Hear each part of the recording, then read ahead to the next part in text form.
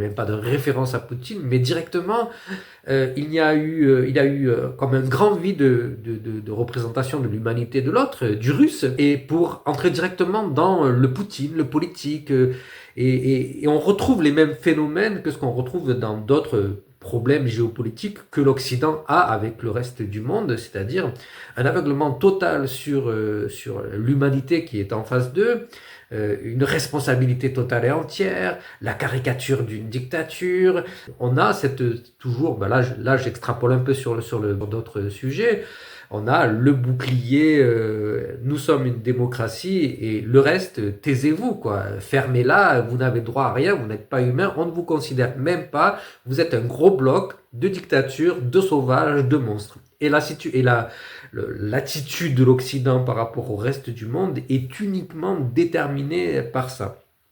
Alors peut-être que je ferai une vidéo précise sur cette question, mais tout ça s'explique par une vision qui est très ancienne de l'autre, de la représentation de l'Occident sur l'autre.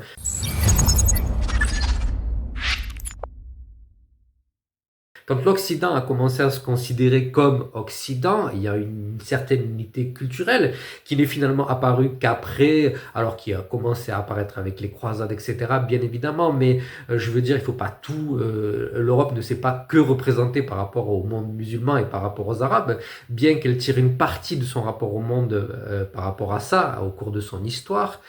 puisqu'elle tire une grande partie de sa révolution scientifique dans les racines des méthodes scientifiques arabes qui avaient été développées,